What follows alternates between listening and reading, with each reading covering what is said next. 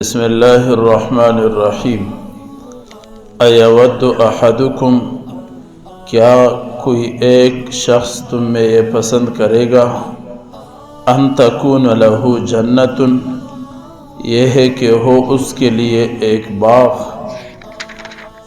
من نخیل و اعناب، کھجوروں اور انگوروں کا، تجری من تحتها الانہار، بہتی ہوگی اس کے نیچے نہریں، لہو فیہا من کل الثمرات، اس شخص کے لیے اس باغ میں ہر طرح کے پھل موجود ہو، وَأَصَابَهُ الْكِبَرُ، اور پہنچ جائے اس کا مالک بڑھاپے کو، وَلَهُ ذُرِّيَّةٌ ضُعَفَاءُ، اور اس مالک کے لیے اولاد کمزور ہو، فَأَصَابَهَا إِعْصَارٌ فِيهِ نَارٌ، پس پہنچے اس باغ میں آگ کا ایک گولا، فاحترقت، پس اس باغ کو جلا کر راکھ کر دے۔ کذالک، اسی طرح، یبین اللہ تعالیٰ بیان کیے جاتے ہیں، لکم الآیات، تمہارے لیے نشانیاں، لعلکم، شاہد کہ تم تتفکرون، غور و فکر کرنے والے ہو جاؤ۔ یہ سورۃ البقرہ کا آیت نمبر 266 ہے۔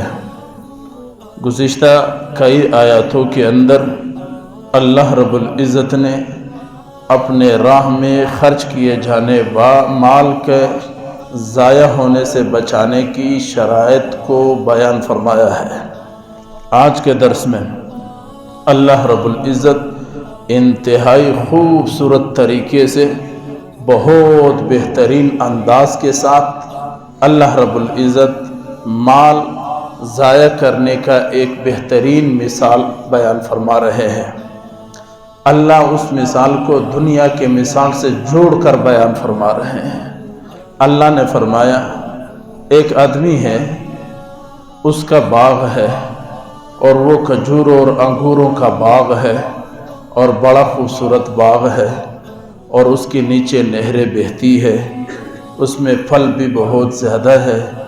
اب یہ آدمی بوڑھا ہو گیا، اس کے بچے کمزور ہو گئے، اب اس کی خوشی یہی باغ ہے، اس کی زندگی یہی باغ ہے، اس کے بچوں کا رزق اور مستقبل وہ یہی باغ ہے، اس کا سب کچھ باغ ہے۔ بوڑھا ہو گیا، کام مزید نہیں کر سکتا، اولاد کمزور ہے، بچے ہیں، جوان نہیں ہوئے۔ اب یہ آدمی خوش ہے اسی ایک باغ پر، اچانک کیسے آندھی طوفان آیا، اس باغ کو اکھیڑ دیا، خراب کر دیا۔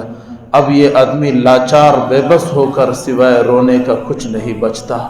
یہ آدمی کہتا ہے، اب تو میں کمزور ہوں، نوکری بھی نہیں کر سکتا، کاروبار بھی نہیں کر سکتا، بچے بالکل کمزور اور چھوٹے ہیں، اب میرا کیا بنے گا، میں کہاں جاؤں گا، باغ تباہ ہو کر رہ گیا۔ اب یہ آدمی حیران، پریشان، رونے کے سوا کچھ نہیں بچا۔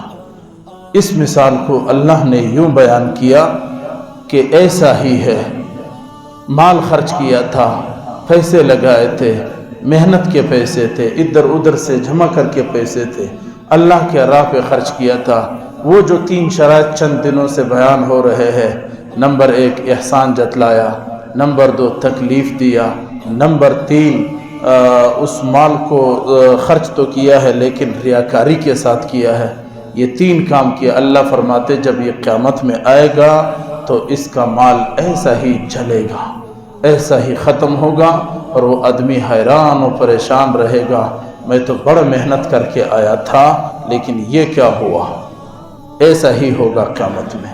اس لیے مال دے کر احسان جتلانا نہیں، تکلیف دینا نہیں، اور ریاکاری نہیں کرنا ہے۔ جیسے دنیا میں ایسا مثال پیش کیا، قیامت میں بھی ایسا ہی ہوگا۔ یہاں ایک بات یاد رکھیے، تمام آیاتوں میں بالخصوص عقائد، احکام، آداب، اخلاق، یہ جو آیاتیں ہوتی ہے، اس میں ان چیزوں کا جو ذکر ہوتا ہے، ان میں غور و فکر کرنا واجب ہے، ضروری ہے، نہ کرنا انسان کی تباہی کا سبب بنتا ہے۔ حضرت عمر رضی اللہ تعالیٰ عنہ نے ایک دن صحابہ سے پوچھا، یہ جو سورۃ البقرہ کا آیت نمبر 266 ہے، اس کا کیا مقاصد ہے؟ صحابہ نے کہا اللہ جانتے اور اس کا رسول جانتے، ہم تو نہیں جانتے۔ حضرت ابن عباس چھوٹے بچے تھے اس وقت۔ حضرت ابن عباس رضی اللہ تعالیٰ عنہ نے فرمایا میں اس کا وجہ بتا دوں، کوئی ترتیب میں بھی بتا دوں؟ حضرت عمر نے حکم کیا، ہاں جی بالکل بتا دو، کیا پتہ ہے آپ کو؟ کہنے لگا بظاہراً تو یہ آیات اس بارے میں ہے کہ آدمی مال دے اور ریاکاری اور احسان کی وجہ سے اس مال کو اس کو کوئی فائدہ نہ ملے۔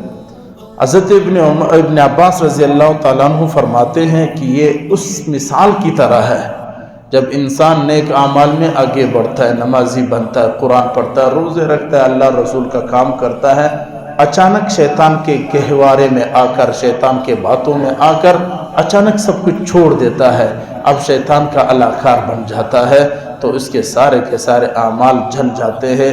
فرمایا ایسا ہی ہے